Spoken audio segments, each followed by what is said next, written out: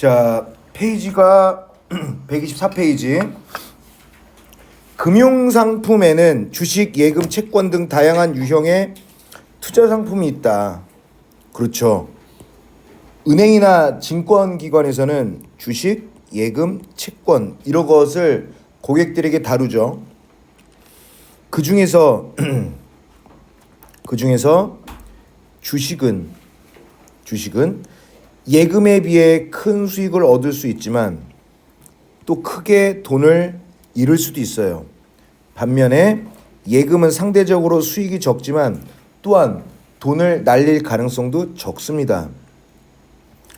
이런 것 때문에 사람들은 자신의 투자 성향에 따라, 그러니까 주식을 선호하는지 예금을 선호하는지에 따라 각기 다른 금융 상품을 선호하겠죠. 그럼 금융회사가 하는 일이 뭐야? 이런 사람들의 입맛에 맞게끔 고객의 성향을 파악해서 고객에게 가장 알맞은, 고객에게 최적의 투자 상품을 추천하는 게 금융회사의 일이죠. 자, 그 다음에 요거 볼까요? 그렇다면 금융회사가 고객들의 투자 성향을 판단하는 기준은 뭐냐? 선생님이 지난 시간에 수업했던 거 기억나니? 글 전체에서 첫 번째 단락의 마지막 문장이 의문문이면 그 의문문은 뭐라고 그랬어? 글 전체의 주제라고 그랬어요. 그래서 뒤에 걸 읽지 않아도 첫 번째 단락의 요 마지막 문장이 금융회사가 고객들의 투자 성향을 판단하는 기준은 무엇일까라고 얘기했으니까 앞으로 뒤에 나오는 내용은 이 내용을 제시할 거라고요. 자, 1번. 모든 사람들이 동일한 금융 상품을 선호하는 것은 아니다. 그렇죠. 뭐에 따라 달라진다라고 얘기했어?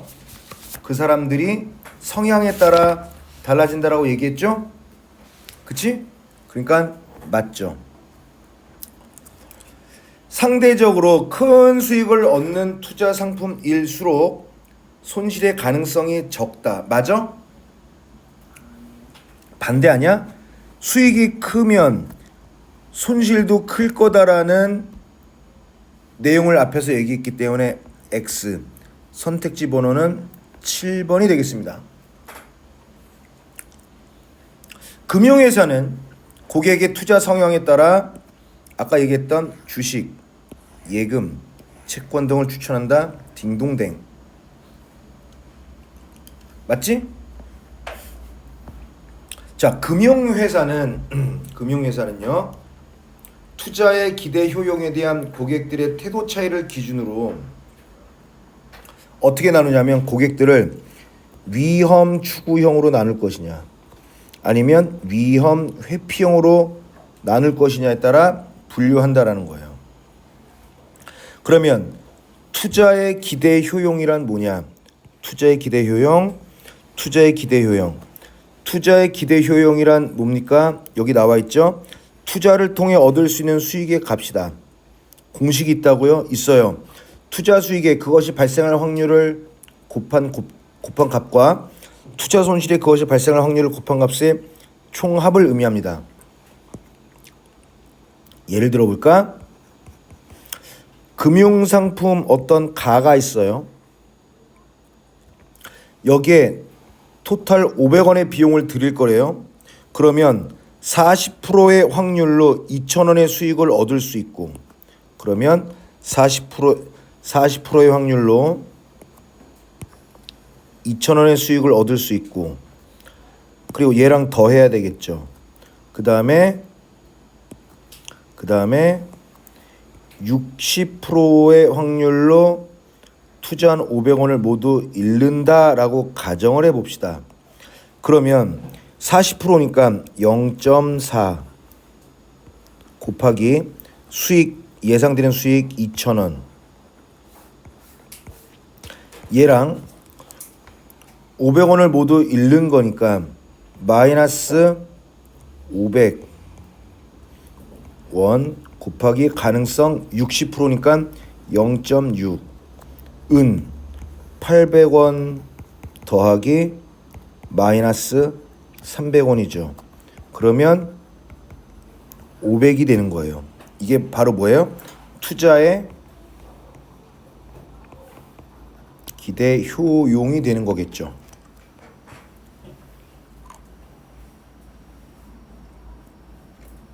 금융회사는 1번 모든 고객을 두 가지로 분류한다라고 이해할 수는 없습니다.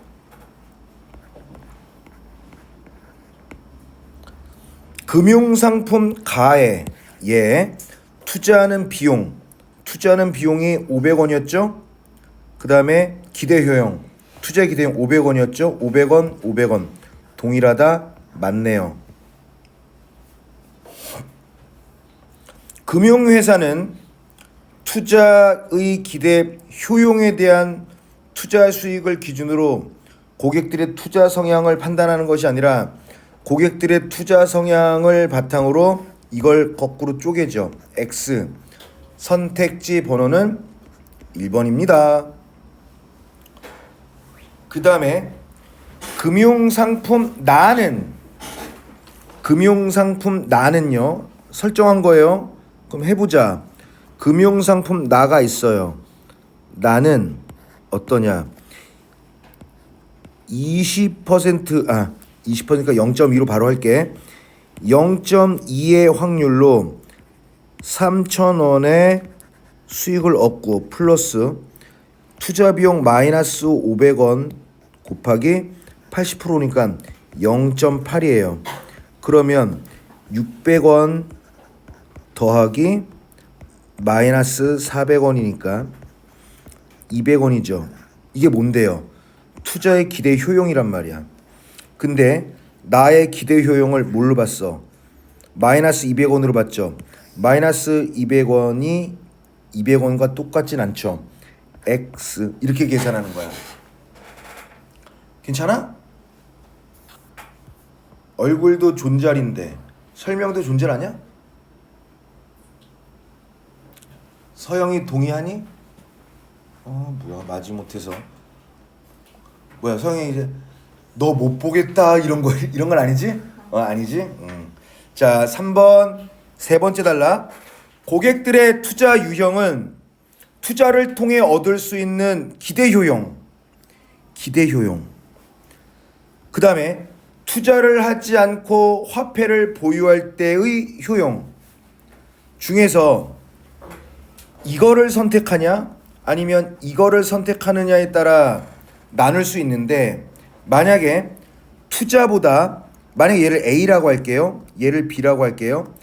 투자보다, 즉 B보다, 아니 미안해. 투자인 A보다 B를 선호한다면 위험을 싫어하는 사람이죠. 안정적인 어떤 재산 관리를 원하는 사람이 되는 거고요. 만약에 반대로 투자를 더욱더 선호한다면 얘는 모험이 강한 위험 추구형이 되겠죠. 즉 투자한 모든 500원을 잃을 수 있음에도 금융상품 가에 투자하려고 한다. 위험 추구형이에요. 손실을 우려하여 500원을 투자하지 않고 화폐를 보유하려 한다. 안정적인 방식을 취하려고 한다. 얘는 위험 회피형이 되는 거죠. 자, 그러면 1번 투자 비용을 잃더라도 투자를 통해서 얻을 수 있는 이익을 기대하는 고객은 위험 회피형이 아니라 위험 추구형이 되겠죠. X 선택지 번호는 다 알다시피 1번. 2번 보시죠. 위험 추구형의 고객들은 화폐를 보유하는 것보다 투자를 통한 기대 효용을 위험을 추구하는 거니까, 모험이니까 투자를 하려고 하는 걸 더 선호하겠죠. 동그라미.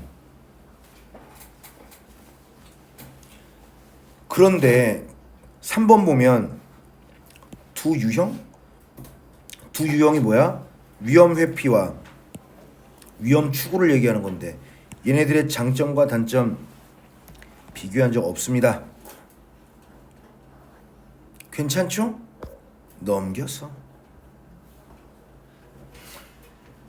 이처럼 기대 효용이 같더라도 소비자들이 보이는 태도에는 차이가 있는데 이를 한계 효용의 개념으로 설명할 수 있죠. 자, 왼쪽 그래프는 오른쪽인데 왼쪽이래. 어떤 사람이 느끼는 화폐에 대한 효용을 나타낸 거예요. 자, 보면 다 아시다시피 X축은 효용, Y축은 X축은 화폐 이렇게 되는 거야. 이 그래프의 타이틀은요, 어떤 사람이 느끼는 화폐에 대한 효용을 나타낸 것인데, 그래프를 보면 원래는 A였거든. 원래는 A였어요. A였는데 투자가 성공했어요.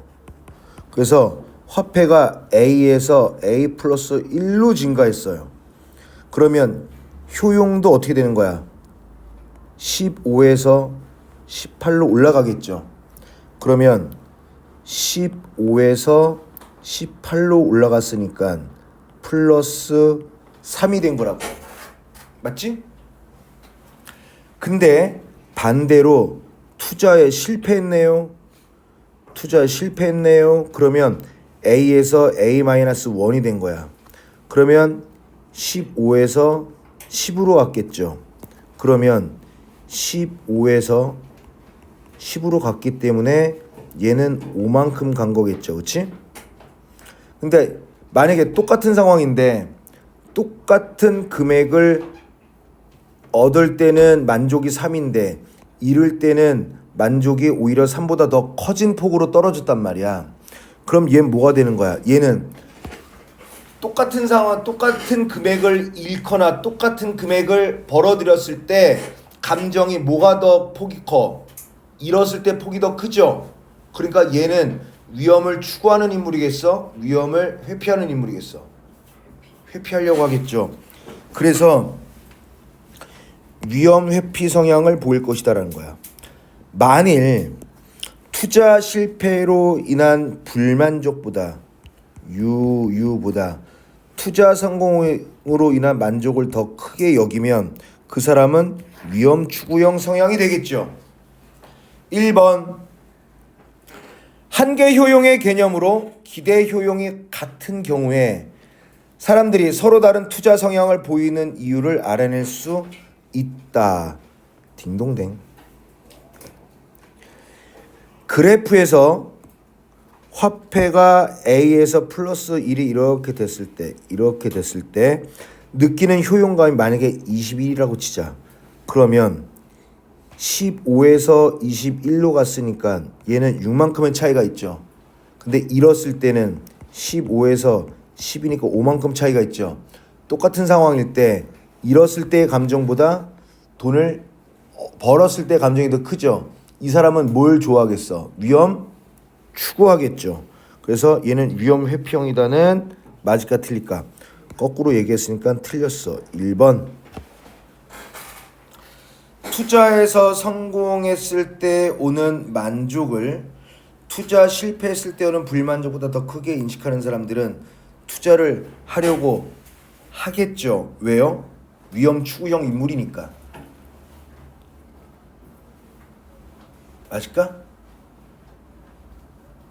맞을까요? 좋습니다. 5번째 탈락. 금융회사는 이러한 고객들의 투자 성향을 분류하여 위험 회피형인 고객에게는 예금과 같이 안정성이 높은 상품을 추천하고요. 위험 추구형인 고객에게는 손실의 위험이 있다 하더라도 큰 수익을 얻을 수 있는 투자 상품을 추천하게 된다. 당연하겠죠. 이와 같은 방식으로 금융상품을 추천했을 때 금융회사는 더 많은 고객들과 투자 자금을 뭐 할 수 있다? 유지할 수 있다. 이런 내용입니다. 그러면 1번 위험 추구형 성향을 가진 고객들은 안정성이 높은 상품을 선호하겠니? 거꾸로 아니야? 맞죠? 2번 금융회사는 위험 회피형인 고객과 달리 위험 추구형인 고객에게 추천할 수 있는 투자 상품을 가지고 있다. 굳이 왜 달리라고 얘기해? X. 우리가 알다시피 선택지 번호는 6번. 3번. 금융회사는 더 많은 투자 자금을 유치하기 위해 고객들의 투자 성향을 분류하여 위험 회피냐, 위험 추구냐를 분류하여 금융상품을 추천한다. 동그라미죠. 오케이, 잘하셨고요. 자, 숙제가 있고 그 다음에 소설 한번 해볼까?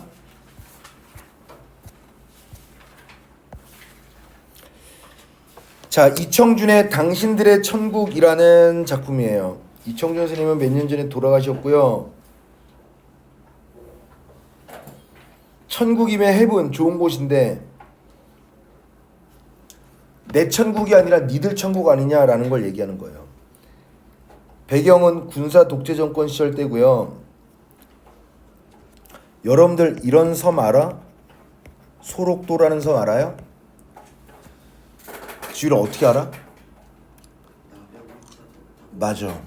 나병 환자들을 모아두어서 격리하는 곳이라고 봐야 되겠죠. 실질적으로. 나병이 뭐야?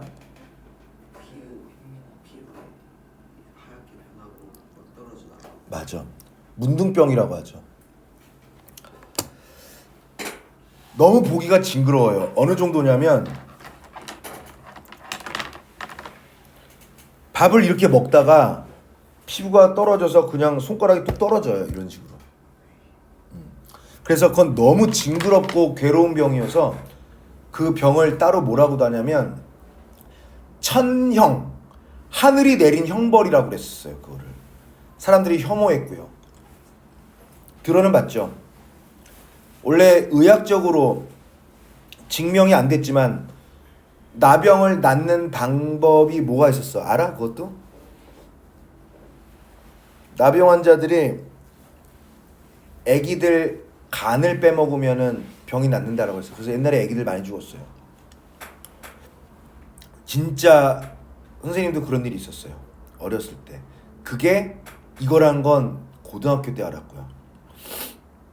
선생님이 4살인가 그랬대요. 4살인가. 선생님 외갓집이 강원도 춘천이었거든. 거기에 그런 거 모르죠. 4살이 어떻게 알아? 나병, 문둥병 그런 거를. 근데 지금은 그게 싹 없어졌는데 제가 외갓집 내려가도 그런 게 없는데 옛날에는 선생님 4살 때면 40년도 넘은 일이야. 근데 그게 이제 겨울이었어요. 겨울. 선생님 말 듣고 있어? 제가 그 외갓집 형제들에 비해서는 제가 어린 막내였거든요. 내가 어렸을 때 가장 큰 누나와 형은 중학생도 있었으니까요. 내가 4살 때인데 나이차가 많이 컸지. 설날 때 이제 명절이니까 외갓집에 갔어. 그때도 기와집이었는데 음식을 했었어요. 음식. 외갓집이 커가지고 음식도 많이 하고. 그러니까 형제들이 많으니까 숨바꼭질, 술래잡기 이런 거 하자고 나갔을 거예요. 근데 저도 바지에 패딩 같은 거 입고 지금처럼 좋은 패딩은 아니지만 이렇게 입고 뭐 이렇게 숨었어요. 숨었는데 제가 그 기억은 아직도 납니다. 그 갈대숲이 선생님 키보다 훨씬 큰데 그쪽으로 갔었어요. 그쪽으로. 근데 이렇게 후드 망토를 쓴 아저씨가 손이 집게로 돼 있었습니다. 다 기억이 나. 말은 안 하는데 얼굴이 되게 못생기고 흉물이에요. 흉물. 너무 무서웠어요. 근데 아저씨가 괜찮다고 오래요. 뭐 준다고. 근데 뭐 준다고 한 건 아닌데 내가 가기에는 그때 2월 정도 됐을 거예요. 갈대밭이 습지잖아. 그래서 아저씨가 집게로 까딱까딱 하면서 이렇게 오라고 하니까 선생님이 무섭죠. 근데 어떻게 되는 줄 아니? 선생님이 진흙에 뻘에 빠진 거예요. 다리가. 그래서 아무리 발을 빼도 빠지지가 않아. 그래서 막 울면서 막 이렇게 발버둥쳐도 안 돼요. 그래서 신발을 뽁 뺐죠. 빼고 하는데 그 선생님이 어린 4살이니까 요만했을 거 아니야. 그 애가 가겠냐. 근데 그 아저씨가 저벅저벅 와. 내가 아무리 뛰어도 그 아저씨가 걷는 것보다 느리죠. 아저씨가 선생님을 넘어뜨렸어요. 그리고 그거는 기억은 잘 안 나는데 아저씨가 내 옷을 막 헤쳤어요. 이렇게. 근데 너무 무서웠단 말이야. 근데 겨울이어서 그땐 내복 입거든요. 선생님이 그 옷도 스웨터도 벗어 던지고 아래 그러니까 내복도 다 진흙에 젖어서 그 추운데 위에는 내복 밑에는 팬티 한 장만 입고 막 도망갔어요. 근데 무슨 일이 생겼냐? 내가 없어진 거야. 난리가 났어요. 집에 난리가 났는데 실제로 그때 당시에 경찰차도 다 기억나요. 선생님이 그땐 경찰차가 지금 파랗잖아. 하얗고 그때는 그냥 새까만 경찰차였거든요. 막 도망가는데 경찰 아저씨가 저기 있다 그런 거예요. 나한테. 난 경찰도 무서웠었어요. 경찰이 막 쫓아오니까 난 또 다른 방향으로 쫓아가는데 경찰이 빠르겠죠. 그래서 경찰이 나를 확 잡아다가 경찰차에 태우고 우리 큰 집에 갔었어요. 아저씨가 막 달래주고 막 야 너 이 새끼 서울에서 하는데 너 뭐 야한테 들리겠냐고. 아직도 기억나는 건 그 아저씨의 몸에서 나는 썩은 내가 너무 충격적이었었어요. 그 참을 수 없는 냄새가 아직도 기억나. 냄새. 그래서 선생님 가끔 길거리 시궁창 냄새 나잖아요. 그러면 그때가 떠올라요. 이런 걸 이제 PTSD라고 하잖아. 그치? 그리고 갔더니 우리 엄마는 막 울고 있고 선생님 아버지도 막 울면서 막 대문 앞에서 담배를 막 피우고 있고 막 찾아다니고 그랬겠죠. 이미 깜깜해졌어요. 저녁 먹을 때 됐는데 내가 없어져서 아무도 저녁상도 못 차리는 거야. 우리 할아버지 할머니가 난리 났고요. 나랑 술래잡기 하던 형 누나들 어떻게 된 줄 알아? 마당에 다 빤스만 입고 벌 받고 있었어요. 나 없어져서 어떻게 할 거냐고. 나도 막 저건데 이제 막 담요로 덮어주고 하는데 제가 큰 삼촌한테 엉덩이를 맞았어요. 응? 이놈의 새끼야 거기가 어디라고 하냐고. 나는 외삼촌 4살 때 외삼촌에 대한 기억이 딱히 막 떠오르진 않잖아. 태어나서 몇 번 봤겠냐 큰애 삼촌을. 작년에 돌아가셨거든요. 큰애 삼촌이. 그때 나 엉덩이랑 등을 때리던 욕하면서 응? 이놈의 새끼야 거기가 어디라고 하냐고 막 했던 그 외삼촌이 작년에 돌아가셨어요. 난 그때 이후로 큰애 삼촌 쳐다보지 못했어. 너무 무서워서. 이 나이가 먹도록. 그래 이렇게 동욱이 왔구나 막 이렇게 있어요. 강원도 사투리로 동욱이 왔구나 막 이렇게 하면서 이렇게 해요. 그러면 이렇게 나이가 먹었어도 네 삼촌 안녕하셨어요. 그럼 그래 뭐 하는 일 잘 되고 그땐 보면 또 그때가 생각나는 거예요. 다 그게 기억이 있으니까. 그리고 담요 덮어주고 우리 엄마가 막 이렇게 안싸주고 다 기억나요. 엄마가 나를 안고 이렇게 우는데 엄마 뺨에 흐르는 눈물이 내 이렇게 몸에 닿았던 것도 그게 다 기억나요. 그래서 내가 잘못했구나. 다시는 그러지 말아야지라는 기억만 갖고 있었어요. 그리고 그 아저씨가 어떤 사람이라는 것을 선생님한테 아무도 얘기를 안 해줬어요. 그런데 고등학교 1학년 때 그 국어 시간이었거든요. 근데 한하운이라는 시인이 그 쓴 시를 선생님이 읽어주면서 설명을 해주는 거예요. 보리필이라는 그 시인데 한하운 시인 자체가 문둥병 환자였었어요. 그래서 시적 화자가 문둥이 환자인데 너무 이 병을 앓고 있는 게 서러워서 애 하나 잡아먹고 달 보며 울고 이런 게 나와요. 시에 나와요. 우리 고등학교 모의고사에도 나와. 너희들도 배울 거고요. 그러면서 선생님이 얘기를 해주는 건데 옛날에 우리 동네 그런 애들 많았다라는 거예요. 가슴이 다 이게 칼로 째진 채 간만 없어진 아이들이만 난데? 깜짝 놀란 거예요. 그 상황이 갈대밭에 잘 안 보이는데 문둥이들이 돌아다닌다. 그래서 소록도가 왜 있냐면 문둥이들이 그런 범죄를 저지를까봐 경찰이 싹 잡아다가 소록도에 넣어놓은 거예요. 그러니까 강제로 사는 거예요, 소록도. 근데 얘기를 들으니까 그 이야기가 내 얘기와 싱크로율이 거의 똑같은 거야. 헐씨. 간 이렇게 되는 거죠.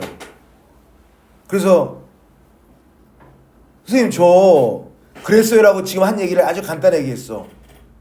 너도 임마 그 애기였던 거야. 어떻게 하냐면 이건 수업 시간이니까 징그러우니까 얘기 안 할게요. 애기가 저항을 못 하잖아요. 둔기로 애기 울지 말라고 이런 얘기 되나? 둔기로 머리를 때린대요. 기절시키거나 아니면 울지 못하게 딱 듣고 있는 거야. 칼로 여길 다 찢는데요. 그럼 울지 못하니까. 그런 상태에서 애는 심장이 뛰고 이게 그거잖아요. 그걸 생으로 이렇게 도련해서 간을 먹는다. 이렇게 해서. 근데 그게 낫니? 그거 옛날 미신이에요. 그래서 나병 환자들도 자기네들끼리 이런 거 하지 말자고. 그래서 그때 당시 살인범 중에는 문둥병 환자 맞는 거야. 경상도 사투리 문둥이 새끼라고 얘기하잖아요. 그럼 뭐 들어봤어? 여기서는 그런 경상도 사투리 문둥이 새끼 그게 그거예요. 최악의 욕이죠. 몸이 썩어 들어가는 병. 소설이 많거든요. 서로가 서로 화난다고 서로 때리지 못해요. 살점이 떨어져 나가서 같이 얘기하다가 귀가 뚝 떨어지기도 하고 그러는 거예요. 그러니까 흐물흐물 물 많이 먹은 점토처럼.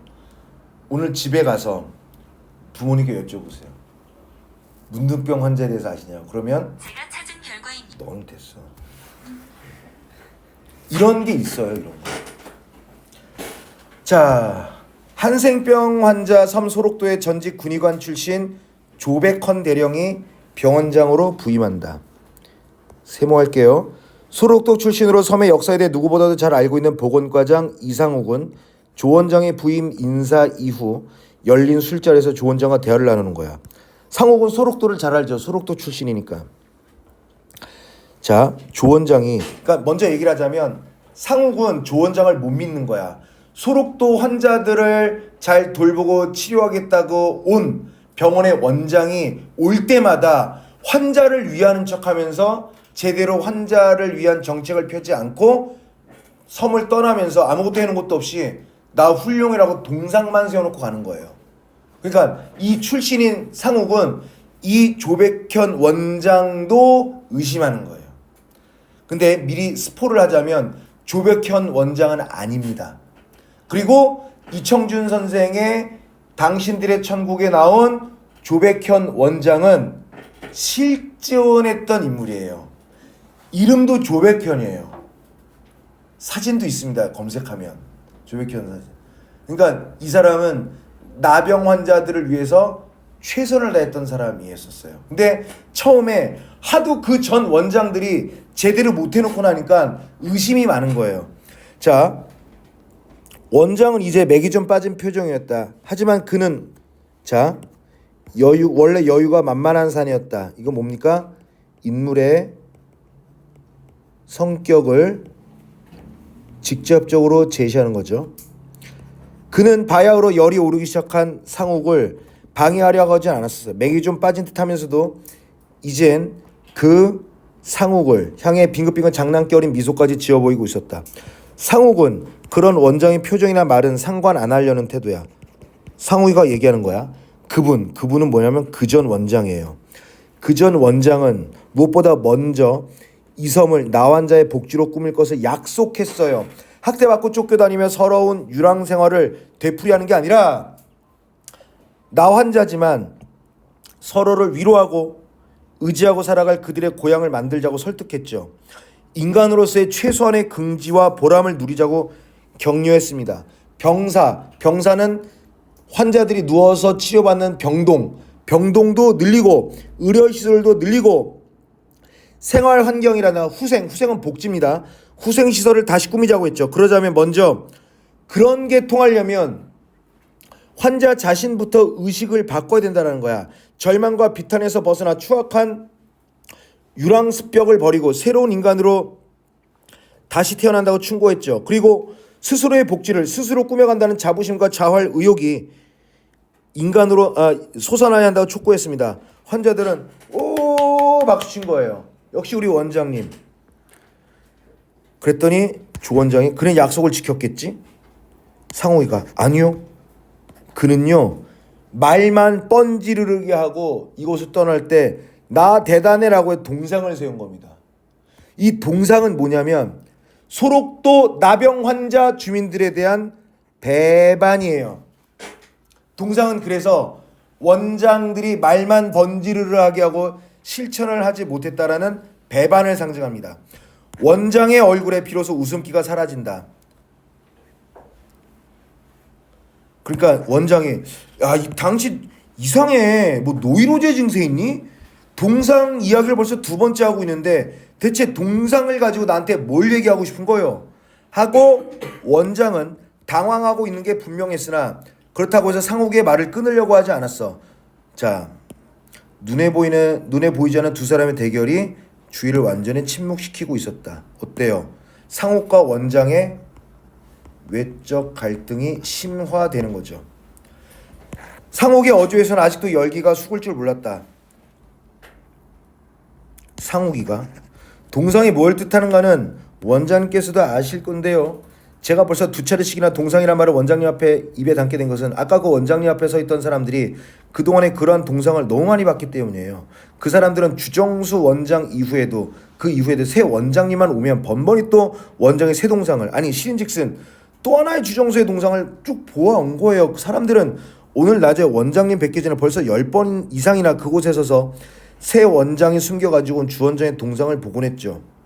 누구든지 이곳에만 오면 주 원장처럼 동상을 새로 세우고 싶어 했으니까요. 더러는 성공하고 더러는 실패도 했죠. 그러나 그 원장이 말만 번지르르하게 하고 섬을 떠나고 나면 배반밖에 없었거든요 라는 거예요. 요 1번 한번 풀어보세요. 1번 답은 쉽게 나오지만 그래도 한번 해봐.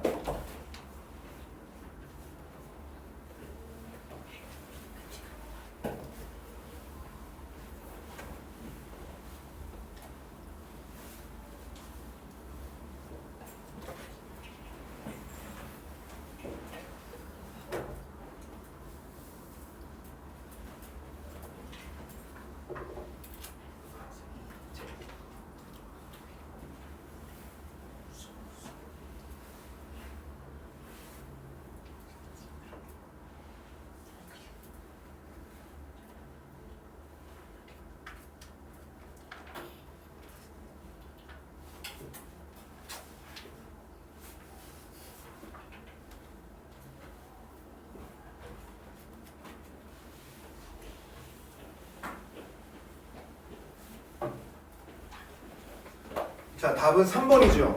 갈등이 해소되는 게 아니라 갈등이 더 심화된다. 자, 좋아요. 넘겨서 두 번째 부분 봅니다. 자, 이제 조 원장은 진심으로 나병 환자들을 위해서 새로운 걸 많이 해요. 축구 경기도 보급시키고 시합의 승리도 맛보게 함으로써 섬 사람들에게 어느 정도 자신감을 갖게 한 이 조백헌 원장은 마침내 그의 본격적 사업 계획을 드러낸 거예요. 그러나 섬 사람들은 아직도 그의 기대에는 훨씬 미치지 못했어. 조백헌 원장이 오랫동안 혼자 가슴속에 숨겨오면서 공을 들여오던 사업 계획을 실현해내는 데는 아직도 많은 장벽들이 가로놓여 있었죠. 무엇보다 그가 먼저 싸워 넘어서야 할 장벽은 5천여 소록도 주민 바로 그 사람들의 불신이에요. 믿질 않는 거야. 축구 시합의 승리 소식을 안겨다 줌으로써 어느 정도 활기를 되찾은 듯 싶던 섬 사람들은 원장의 새 사업 계획이 드러나자 또 다시 쌩 이런 거죠. 조 원장은 정말 이 사람들을 위해서 섬을 나가야 합니다. 여러분과 여러분의 후손을 위한 고향을 꾸미기에는 여긴 너무 작지 않아요? 구름처럼 섬을 뒤덮고 있던 연분홍 꽃무리가 소리 없이 자취를 감추고 난 어느 조용한 봄날 오후, 조백헌 원장은 각 마을 장로 7명을 중앙리 공회당으로 불러 모아놓고 모처럼 그의 사업 계획을 털어놓았다. 물론 이 일은 지난날 이 섬에 있었던 어떤 다른 역사보다도 더 힘들고 긴 세월이 필요할 겁니다. 그리고 과거의 다른 어떤 역사에서보다 그 혜택이 멀고 아득한 곳에 있다고밖에 할 수 없는 일입니다. 우리가 마음속에 지니고 기대해온 약속이 내일 당장 우리에게 이루어질 수는 없죠. 여러분 자신은 아마 이 일을 여러분의 손으로 이룩해내고 나서도 그 땅에서 얻은 것을 가지고 지금보다 더 배불리 먹게 될 수도 없을는지 모릅니다. 원장은 5만 분의 1 지도를 벽에 걸어놓고 그가 계획하고 있는 간척 사업의 개요를 설명한 다음에 장로들을 설득하는 거예요. 근데 장로들은 반응이 없어.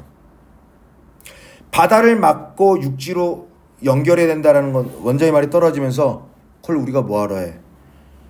차갑게 굳어지기 시작한 장로들의 얼굴 표정은 계속되는 원장의 설득에도 불구하고 좀처럼 잘 안 변하더라. 원장은 여기에 맥이 풀린 거죠. 지난 1년 동안 그가 섬에서 이룩해 놓은 것들이 일시에 다 허사가 되어버리고 있는 것 같았다. 그는 지난해 8월 이 섬으로 부임해 왔을 때의 그 숨이 막힐 듯 깊고 거대한 침묵의 회중 앞에 땀을 뻘뻘 흘리고 서 있었던 바로 그날의 회중 앞에 다시 선 기분이야. 하지만 이젠 물러설 수가 없었죠. 그러니까 뭔가 열심히 설득하려고 막 이렇게 해봤는데 잘 안 되더란 거죠. 뭐 때문에? 그동안에 다른 원장들이 쌓아왔던 불신 때문에 잘 안 되는 거예요. 1, 2, 3번 한번 채워보십시오.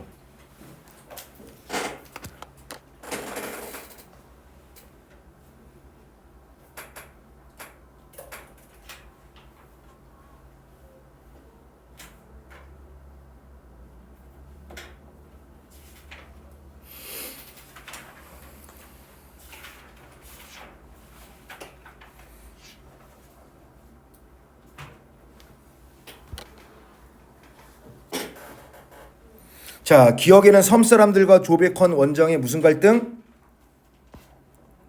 외적 갈등. 니은에는 장로들과 조백헌 원장 사이의 갈등이 있고요. A는요, 외적 갈등 때문에 생긴 내적 갈등이라고 하면 되겠죠. 그치? 오케이. 얘들아, 마지막 챕터야. 페이지는 어딘고 하니? 146페이지네요. 자, 우리가 피동과 능동을 배웠다면 오늘은 사동을 배울 겁니다.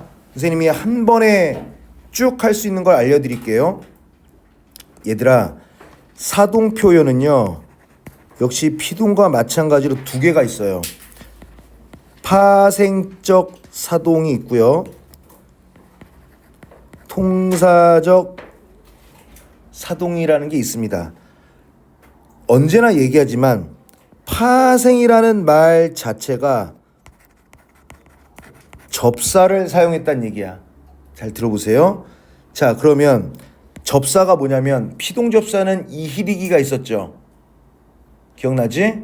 근데 사동접사는 이, 히, 리, 기, 우, 구, 추에다가 뭐뭐 시키다를 쓰면 돼요.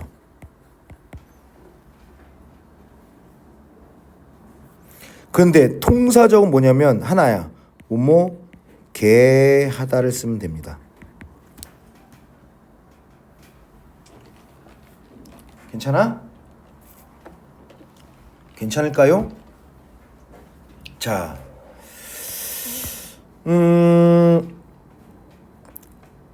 문제를 풀면 주동은 주어가 스스로 동작이나 행위를 하는 것을 말하고요. 사동은 주어가 다른 주체나 대상에게 동작을 하도록 시키는 것을 말한다. 예를 들면 선우가 책을 읽는다. 선생님, 이게 화면 좀 볼까요? 선우가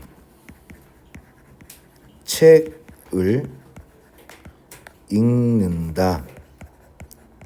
이건 선우가 직접 지가 읽은 거니까 얘는 주동이야 사동이야? 주동이죠. 문장 성분을 어떻게 분석했냐면 이렇게 분석합니다. 읽는다 서술어 누가 선우가 주어 책을 목적어 이렇게 읽는 거예요. 근데 주동의 상대적 개념이 사동이라고 그랬죠. 그러면 사동 만드는 방법을 알려드릴게요. 잘 봐봐. 여기 목적어가 있니? 목적어는 그냥 목적어로 데리고 오세요.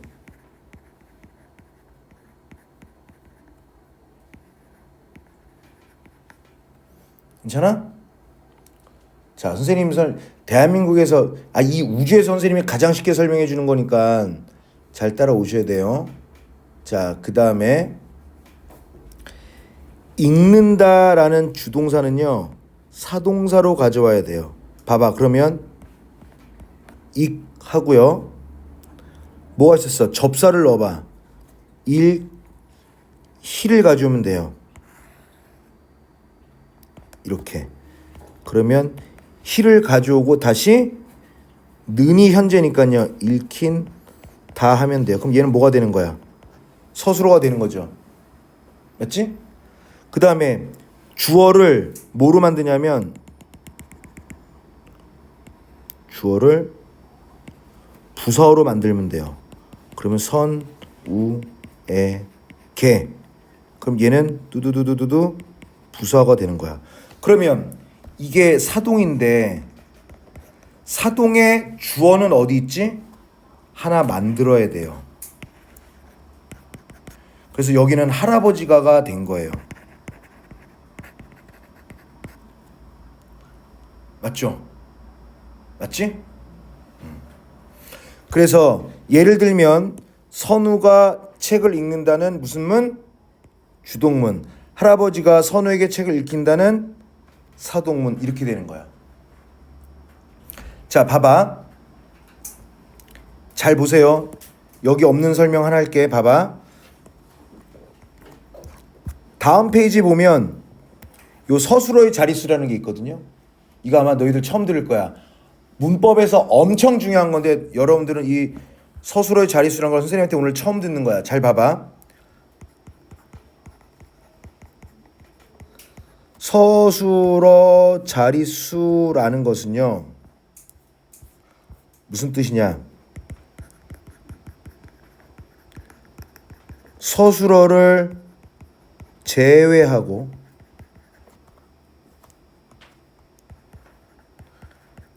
반드시 필요한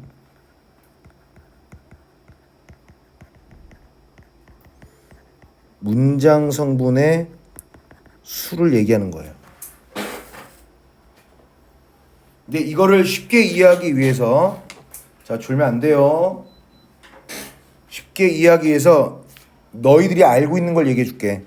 이런 거 배워본 적 있니? S 플러스 V, S 플러스 V 플러스 C, S 플러스 V 플러스 O, S 플러스 V 플러스 IO 플러스 DO, S 플러스 V 플러스 O 플러스 OC 이런 거 배운 적 있죠? 1, 2, 3, 4, 5 형식이죠. 근데 보면 여기를 보면 다 동사죠. 근데 영어는 서술어가 다 동사이기 때문이야. 수식하는 말 빼고 얘가 반드시 있어야 되는 게 얘는 몇 개 있어? 몇 개 있어? 얘들아, 일형식 몇 개 있어? 서술어 빼고 한 개죠. 이럴 때 한 자리 서술어. 얘는 몇 개 있어? 그럼 두 자리 서술어. 얘는 몇 개 있어? 두 자리. 얘는 몇 개 있어? 세 자리. 얘는 몇 개 있어? 세 개죠. 그래서 서술어 자릿수는요. 1 이상 3 이하입니다. 근데 영어에서의 간접 목적어도 우리 국어의 부사어, 영어의 목적보도 우리 국어의 부사어예요. 그러면 다시 일로 와봐. 주동에서 사동으로 바뀌면 얘는 서술어잖아, 그치? 맞지? 서술어 빼고 얘 몇 개 필요해? 두 자리죠. 근데 얘는 서술어 빼고 몇 개 필요해? 세 개가 필요하죠. 그럼 주동에서 사동으로 바뀌면 서술어 자릿수가 하나 늘어나고 사동에서 주동으로 바뀌면 서술어 자릿수가 하나 줄어드는 거죠. 오케이. 자, 2번 보세요. 2번 보기 전에 이것도 하나 해줄게요. 자, 이런 문장도 있다. 그가 집에 가다. 좀 이따 나올 문장이야. 서술어, 주어, 부사어죠. 아까는 어떤 모양이었어? 이런 모양이었지, 그치? 이번에는 이런 모양도 있다는 거야. 아깐 주어, 목적어, 서술어인데 이번엔 주어, 부사어, 서술어야. 얘도 한번 바꿔볼까요? 이렇게 바꾸면 돼. 이렇게 바꾸면 됩니다. 봐봐. 그냥 부사어나 목적어는요. 그냥 내리면 돼요. 집에라고요.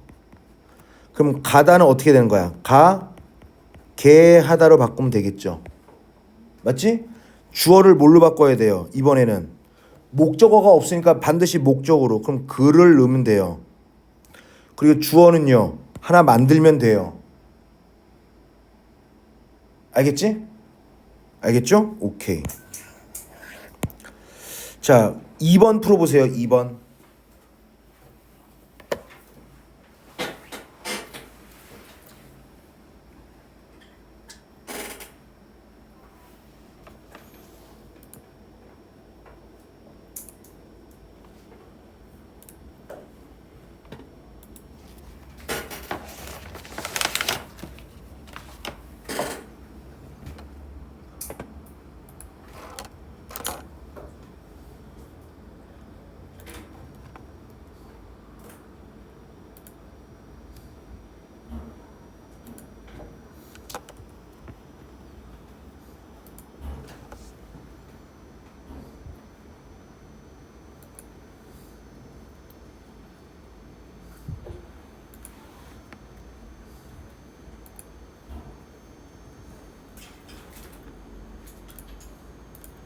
자, 주동문.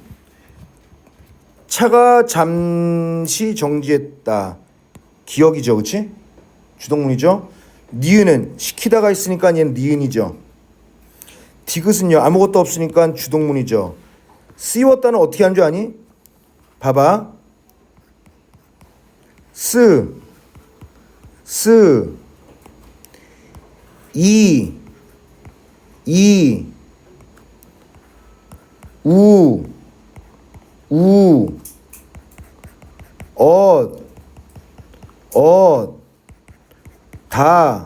다 이렇게 되는 거야. 그러면 이거 잘 봐봐. 여기서 보면 여기에서 이가 얘이죠, 그치? 그리고 여기에서의 우가 이렇게 되는 거죠. 그러면 접사가 몇 개 사용된 거야? 두 개죠. 이러면 어떻게 된 거야? 이중사동이 되는 거죠. 이중피동은 문법적으로 맞아서 틀렸어. 근데 이중사동은 괜찮다고요. 이중사동은 허락한다고. 자, 그러니까 얘는 사동 맞으니까 리을. 미음도 개하다가 있으니까 미음도 이렇게 되겠죠. 그치? 3번 해보세요. 지금 선생님이 설명할 거 다 했어. 3번, 4번 연속으로 풀어보세요. 3번, 4번.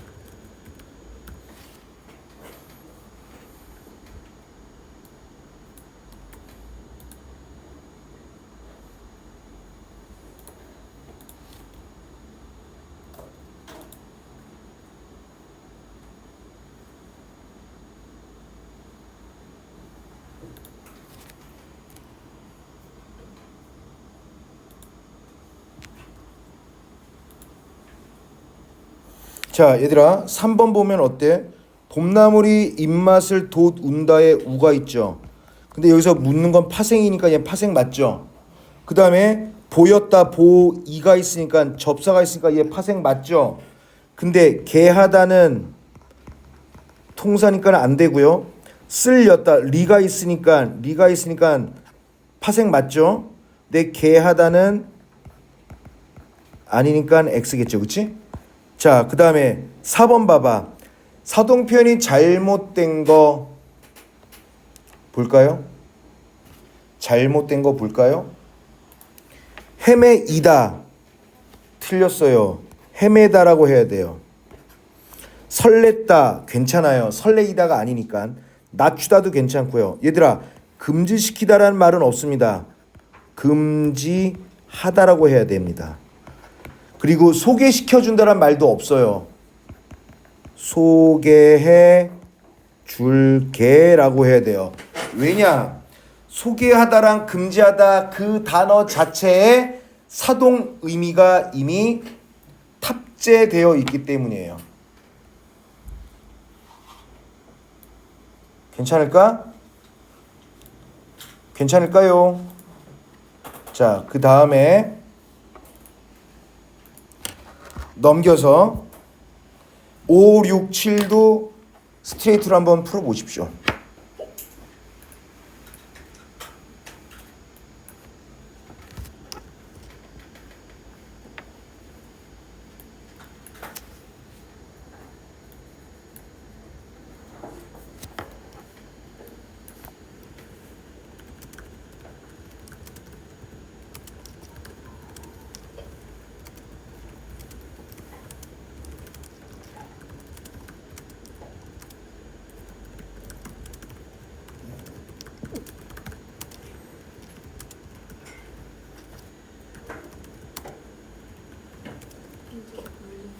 그래.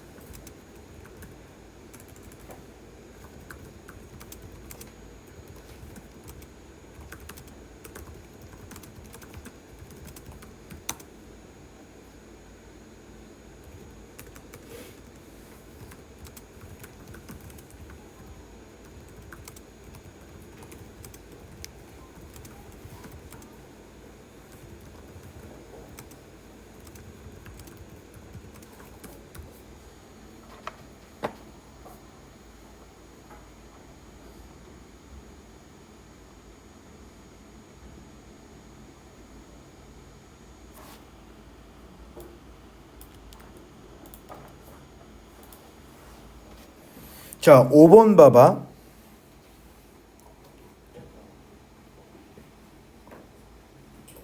5번 보세요. 자, 보시면 나무로 하여금 어떤 동작을 하도록 하는 건 사동이니까 희가 있기 때문에 맞죠. 2번 용언에 사동점미사 두 개 붙는 경우 재우고 어떻게 하는 거야? 자, 이, 우, 고니까 두 개가 붙은 거 맞죠? 맞으니까 땡. 그 다음에 3번 용언에 개하다, 깍 개하다 맞죠? 4번 보세요. 자, 얘들아, 개하다가 붙으면 통사야 파생이야? 통사죠. 나머지는 다 파생이죠. 근데 통사적 사동은 기본적으로 중의적 표현을 갖고 있습니다. 선생님이 할아버지야. 호주가 손녀야. 어떻게 한 줄 알아? 예쁜 옷이 있어. 그러면 호주야 예쁜 옷 입자. 일로 와. 싫어요. 그러면 일로 와. 여기 팔 끼고 목 이렇게 끼고 할아버지가 이렇게 지퍼도 올려줄게. 그러면 할아버지 손에 직접 옷을 만져서 호주에게 직접 입혔지. 통사적 사동인 개하다는 그 의미도 있고요. 이런 것도 있어. 호주야 예쁜 옷 입자. 싫어요. 아 예쁜 옷 입자. 싫다고요. 입자. 싫어요. 셋, 둘. 그래서 입었어. 입긴 입었지. 내가 입게 했으니까. 근데 내가 직접 옷에 손해서 직접 입혔어? 원래 개하다는 두 개가 다 돼요. 그러면 얘도 중의적이어야 하는데 결정적으로 스스로라는 말을 넣음으로써 간접이 된 거예요. 문제 베리 나이스한 겁니다. 이거 아시겠죠? 괜찮아? 그 다음에 사동사의 형태를 띠지만 사동사의 의미에서 멀어진 거. 먹이다가 이가 있어서 맞는데 이거는 사실 의미가 좀 멀어져서 기르다, 키우다 이런 게 들어가 있어요. 그래서 얘도 맞습니다. 자, 6번 봐봐. 기역에서 디귿까지 모두 주동문을 사동문으로 바꾸려면 새로운 주어가 이렇게 필요했잖아. 맞죠? 그 다음에 주동문의 주어는 부사어, 주동문의 주어는 목적어, 주동문의 주어가 목적어 이런 식으로 해서 목적어나 부사어가 되는 거 맞죠? 그 다음에 기역의 주동문은 디귿처럼 시키다가 안 되는 것들도 있다고요. 그치? 맞죠? 니은의 주동문을 이거 사동문으로 바꾸면 가는 사람이 달라지니? 여기는 그가 가는 거고 얘는 누구에 의해 그가 가게 된 거죠. 그치? 가게 하는 거니까요. 달라지지 않고요. 동일합니다. 니은의 주동문은 사동 접사를 붙여 바꿀 수는 없겠고 가이다, 가리다, 가기다 안 되지. 안 되는 건 안 되는 거죠. 마지막 7번.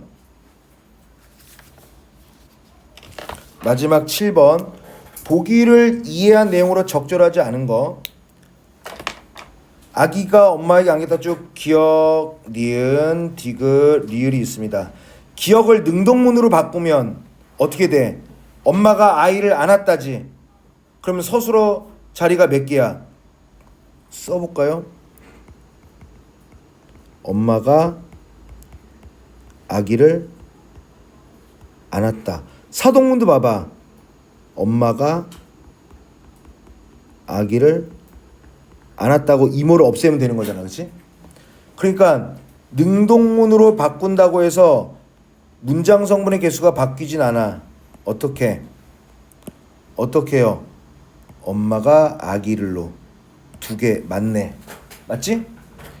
니은을 주동문으로 바꿔도 역시 2개가 맞잖아. 안았다 하나 둘 맞죠? 그치? 3번 기역과 디귿은 서술어가 필요로 하는 문장 성분의 개수가 서로 같아요? 아니죠. 얘는 몇 개야? 하나 둘이죠. 근데 얘는 몇 개야? 하나예요. 건물 사이로는 필요가 없죠. 없어도 문장은 돼. 그래서 하늘이 보였다 해도 된단 말이야. 그러니까 같다가 아니야. 얘는 2개고 얘는 1개야. 적절하지 않은 것은으로서의 답은 3번. 니은과 리을을 주동문으로 바꾸면 얘 주동문으로 바꿔볼까요? 학생들이 사진첩을 보았다죠. 니은과 리을을 각각 주동문으로 바꾸면 얘도 2자리, 얘도 2자리가 되는 거 맞죠? 그치? 디귿과 리을은 서로 다르죠. 얘는 1자리, 얘는 3자리. 그러니까 다르다. 맞죠? 그래서 7번의 답은 3번이야. 아시겠죠? 고생했어요. 그리고 얘들아, 요거 하나만 물어볼게. 알려주세요. 다음 주도 5월 사주고 6월부터 또 한 달 동안은 내신 대비인데 특코 듣는 사람 없지?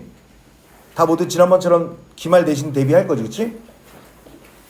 자, 오케이. 좋습니다. 고생들 하셨어요.